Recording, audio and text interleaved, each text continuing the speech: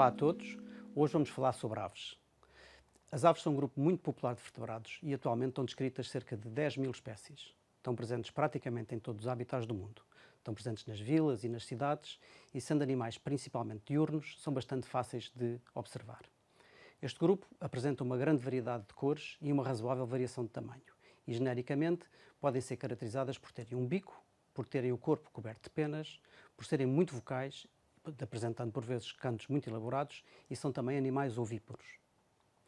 A origem reptiliana das aves é hoje aceita na comunidade científica e acredita-se que as aves descendam de um grupo de pequenos dinossauros designados por terópodes. Um dos elementos cruciais para traçar a ascendência das aves foi precisamente este fóssil, que representa uma espécie designada por Archaeopteryx lithographica, que foi descoberto cerca de 1860 pelo paleontólogo Hermann von Meyer. Neste espécimen, muito bem preservado, é muito clara a presença de penas, que estão dispostas praticamente como hoje as observamos nas aves da atualidade. Mas este exemplar apresenta também alguns traços reptilianos, incluindo mandíbulas e maxilas com dentes, estruturas que naturalmente desapareceram e estão hoje ausentes das aves atuais.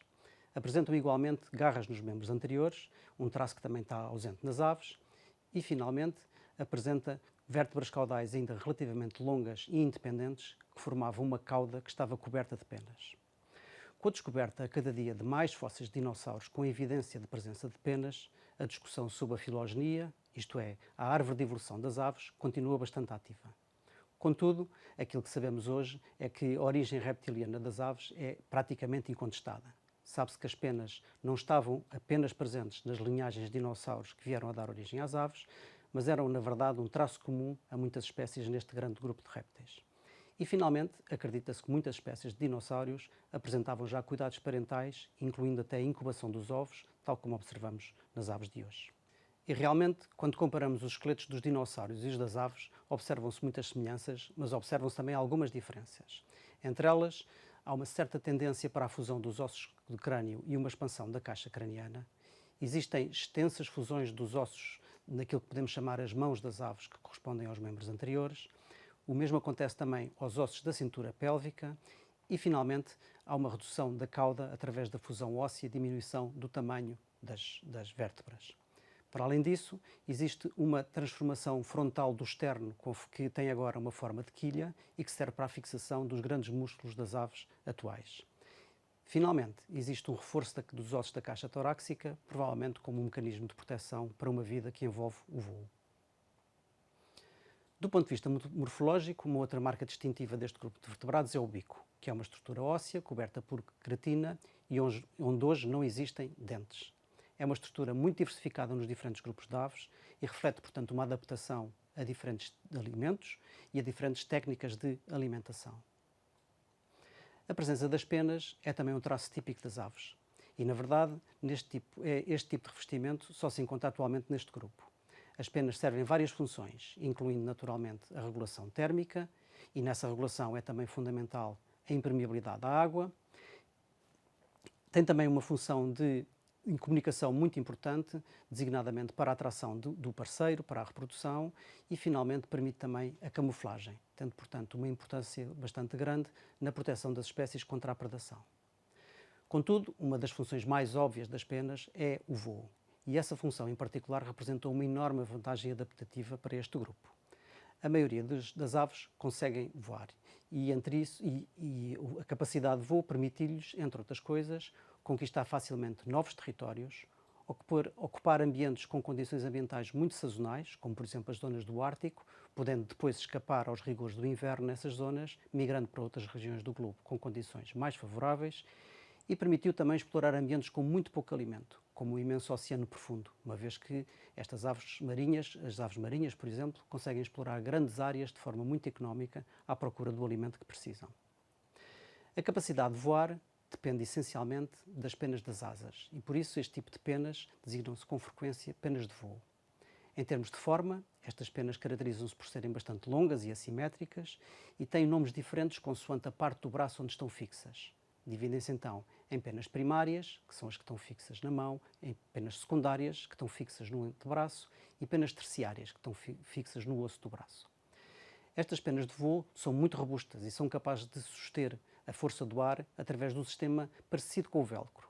Isto é, as penas de voo têm um conjunto de barbicelos em gancho, que estão representados nesta imagem, e impede que as bárbulas de cada uma das penas se separem umas das outras e mantendo, portanto, a coesão da pena. Estes barbicelos atuam também entre as penas de voo adjacentes e, assim, ajudam a fixar as penas das asas umas às outras, formando uma superfície contínua e quase rígida, como se fosse a asa de um avião. As penas das aves são maioritariamente compostas por queratina, que é uma proteína que constitui também os nossos cabelos e as nossas unhas. As penas têm cores muito variadas e dão, por isso, uma aparência muito atrativa às aves. Em muitos casos, a coloração das penas deriva de pigmentos específicos que estão incorporados na própria estrutura das penas. Os pigmentos mais comuns nas aves são a melanina, que origina colorações amarelas até pretas, os carotenoides, que geram normalmente cores rosadas, avermelhadas ou até castanha, e as porfirinas, que são responsáveis pelas cores verdes e azuis. Contudo, em muitas circunstâncias, a cor que as aves apresentam não deriva da presença de pigmentos, mas resulta simplesmente da estrutura física da pena, dando origem àquilo que nós chamamos as cores estruturais. Neste caso, não existe nenhum pigmento responsável pela cor, e é a própria queratina que está disposta de tal maneira que possui pequenos corpúsculos que fazem com que os comprimentos de onda maiores, que normalmente correspondem às cores vermelha, amarela e verde, sejam absorvidos na pena, e os comprimentos de onda mais curtos são refletidos, originam geralmente a cor azul ou verde. Assim, muitas das cores verdes e azuis que observamos nas aves são cores falsas, o que significa que, se nós moermos essas penas e destruirmos a estrutura da pena, obtemos simplesmente um pó cinzento e não a cor original que conseguimos observar quando a pena estava inteira. É exatamente isso que este esquema ilustra. Algumas cores são absorvidas pela melanina da pena, mas os comprimentos de onda correspondentes aos azuis interferem com os tais corpúsculos de ar, aí representados a branco, dando assim origem às cores azuis que as penas têm. As cores estruturais estão presentes também noutros grupos de animais, designadamente nos insetos, como os escaravelhos ou as borboletas. De facto, a iridescência é também observada quer nas aves, quer nos insetos, e é também um efeito que resulta simplesmente da estrutura das superfícies das penas ou também das escamas que existem nas asas das borboletas ou nos exoesqueletos dos escaravelhos. Aqui existem camadas paralelas de queratinas que atuam como prismas e difratam os diferentes comprimentos de ondas em diferentes direções. Para além disso, a onda de cada comprimento de onda somam-se umas às outras através destas camadas paralelas e dão origem a brilhos muito intensos. Desta forma, as cores são mais brilhantes e a sua cor varia também consoante a direção de onde olhamos. As aves também diferem de outros grupos na sua morfologia interna, designadamente no seu esqueleto. Existe a crença generalizada que os ossos das aves são muito leves e são mais leves que nos outros animais, mas na verdade eles são leves ou mesmo mais pesados que de outros vertebrados, como por exemplo dos mamíferos, desde que tenham um tamanho semelhante. A verdade é que os ossos das aves são mais densos e por isso são comparativamente mais resistentes, até porque têm uma espécie de escoras no seu interior. Eles têm realmente uma estrutura oca que está preenchida por ar, mas esta particularidade dos ossos das aves tem importância principalmente por causa da respiração. De facto, o sistema respiratório das aves é também único e é extremamente eficaz e diferente dos mamíferos. Os pulmões das aves são órgãos muito pouco móveis e a circulação do ar é maioritariamente assegurada por um conjunto de sacos de ar dispostos no corpo dos animais e que são acionados de forma sequencial pelos músculos das costelas.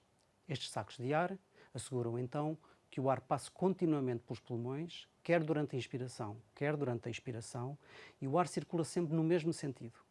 Assim, assegura-se um fluxo permanente de oxigênio para o sangue que é necessário para alimentar as altas exigências energéticas das vidas aéreas das aves. Este sistema de sacos de ar está então em ligação com os ossos, que podem também funcionar como uma reserva de ar. Como eu referi, a capacidade de voar permitiu uma enorme dispersão e diversificação das aves, e de facto eles são dos vertebrados mais bem distribuídos pelo nosso planeta. Pelo facto de serem facilmente observados e serem relativamente fáceis de estudar, e por serem bastante sensíveis e reagirem rapidamente a impactos antropogénicos, muitas espécies de aves são considerados bons indicadores das alterações ambientais.